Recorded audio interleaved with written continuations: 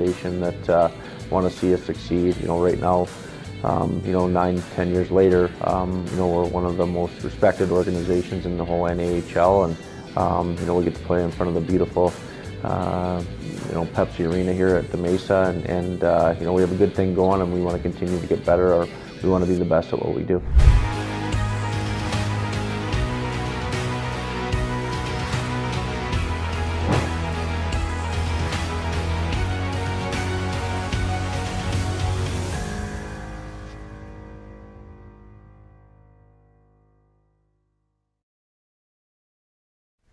Coming to you live from the Bonfire Studios North, it's another episode of Tauros Weekly. I'm your host, Peter Theodos. Joining me, as always, is Ken Oda. And fans, we do apologize. We had a brief technical difficulty there at the beginning, so we do apologize for that. Ken, a lot of exciting stuff that's going on around the rink today. Pepsi, or Northern Bottling Company, Bottling, here in Minot, Pepsi of Minot. Presented the Minot Park board with a check for the new scoreboard.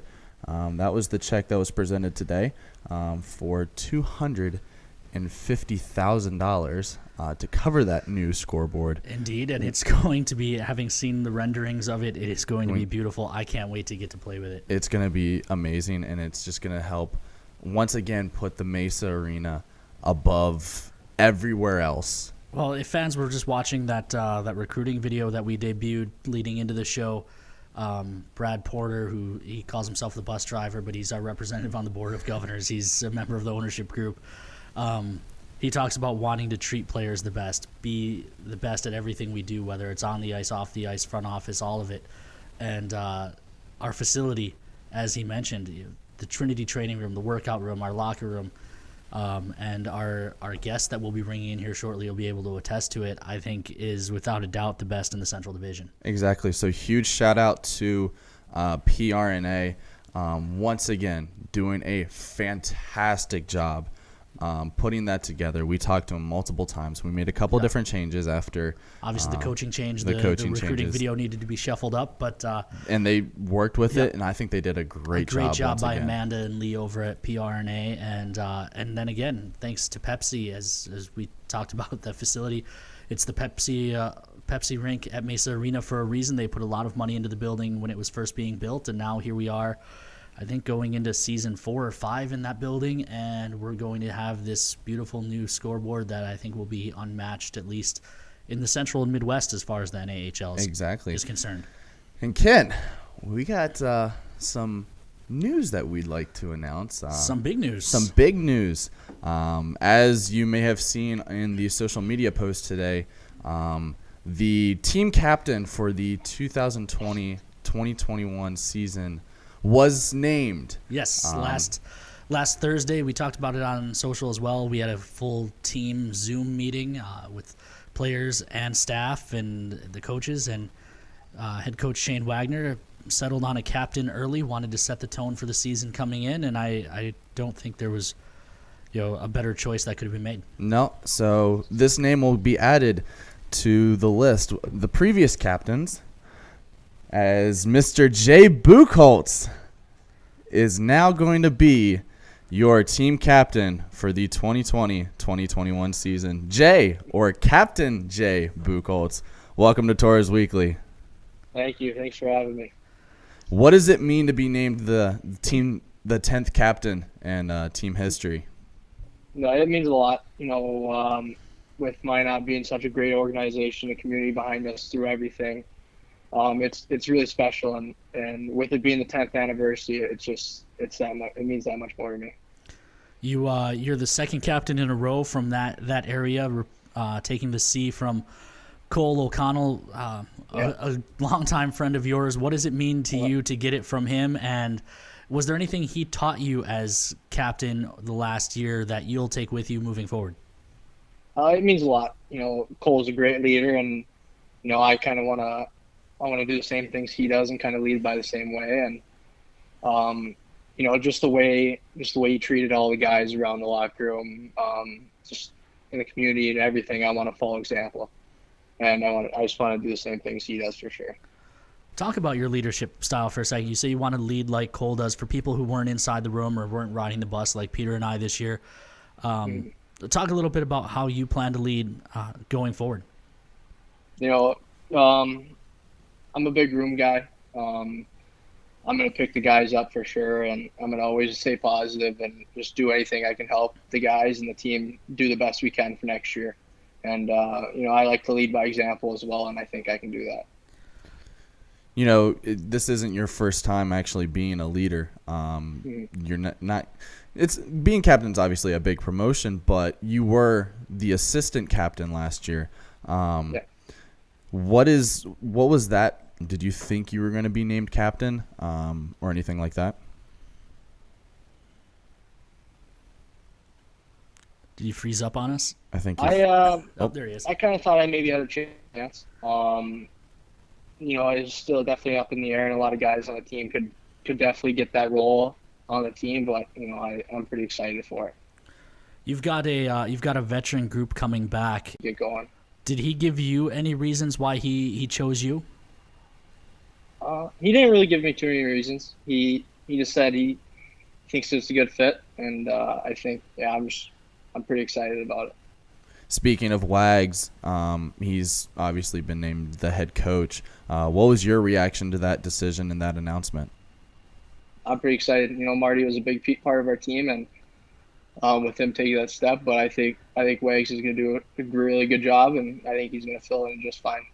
You have to be happy with his first decision. Yeah, that's for sure. Briefly touch on a little bit from last season. We had you on a little bit when the virtual playoffs was going on. But now that things have the dust is kind of settled, are you still in contact with a lot of the guys, and what is kind of the mood have this off season been like? Oh yeah, we still have our group chat. We still talking a lot, and I think all of us are really just ready to get going for next year with our season being cut short. You know, I think we definitely were an underdog throughout the season and definitely in the playoffs. I think we were going to make it, and I think we definitely could have surprised some teams. So I think we're really going to carry that into next year, and I think we're going to be ready to go right away. I think you look at some of the groups. Bismarck is a team that loses a ton of guys. Aberdeen loses a ton of guys. We bring most of the team back. Is that something you guys have talked about, being able to get off to a fast start, especially with, you know, who knows what's going to be going on with training camps in the fall if they start on time or things like that? Do you think that'll help getting ready for the season? Yeah, I definitely think it'll help. You know, a lot of teams go through that getting to know each other phase, and with us all so close last year, I think we're going to be getting ready. We're going to be clicking right away, and you know, it'd be nice to get get position in the standings right away. You know, looking forward to this new season, the 2021 season. What are some things that you're looking forward to about playing this year, and what will be your last year as a junior hockey player? I'm just excited to get back with the guys, and I'm just really looking forward to coming back to Minot. You guys mentioned the new scoreboard. I'm super excited to play in front of that, and just being back playing with the guys every night and having the fans get into it. It's pretty fun. You know, what have you and some of your teammates been doing to stay in shape over the course of the summer? Has there been and Jody as well, both of which are your billet families or your billet parents? I will throw that out there. Jody says yes, he will be awesome. Tim says congrats, Jay. Can't wait for the season to get started and have you back at our house, and we can get back to our night before game ritual. What is that ritual? Yeah, what is that ritual? Or can you say? I don't know. We just watch some hockey and just kind of hang out. What are they like and as billets, and is there anybody else that you want to say hi to also? They're amazing billet family. You know, they cook a nice dinner every night, and they're always there for me if I ever need anything. And you know, I can't thank them enough. And I assume Nana's watching, so I'm gonna say hi to her. Nana is watching. Yeah. Nana says congratulations, as does Monica Hart as well. So a lot of people excited for you. Your teammates were excited for you too. I remember on the Zoom last week, afterwards, how many guys have reached out? Have you talked to anyone about it yet? A couple guys said congrats, and I talked to Cole a little bit, but just a lot of congrats, and they're pretty excited for me. Has Cole given you any advice on what to expect from the guys or anything that he did last year that worked and wants you to move on and try this year? He didn't really give me any tips, but he told me there's no way that I'm going to be better than him. That's all he said. Now, do you feel, aside from Cole putting that pressure on you, do you feel any added pressure now that you'll have the C on your sweater? I wouldn't say any more pressure. Just, I don't want to disappoint anyone. That's probably all. After one full-ish, obviously with the asterisk season under your belt, what are some goals that you have for this year, for the team and then for you personally?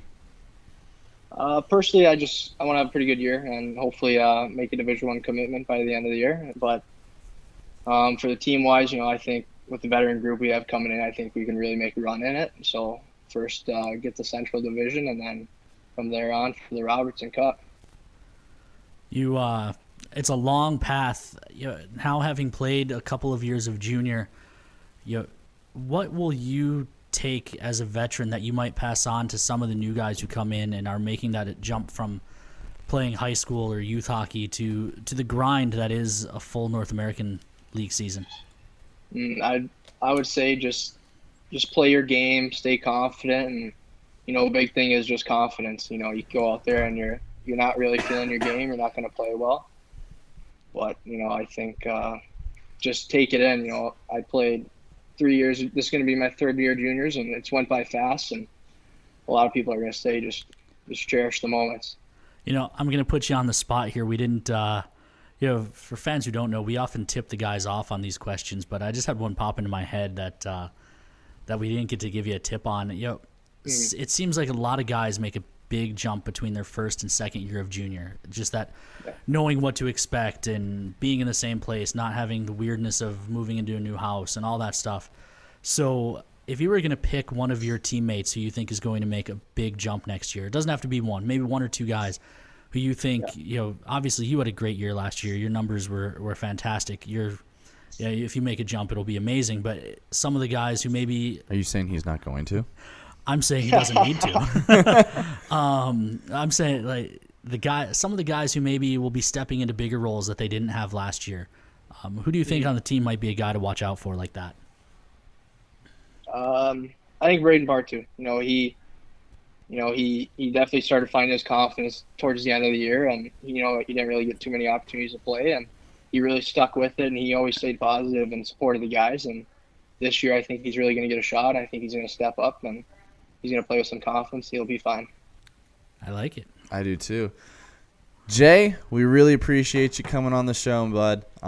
Once again, congratulations on being named the 10th Tauros captain in the 10th season of the team. So once again, congrats, and thanks for coming on the show.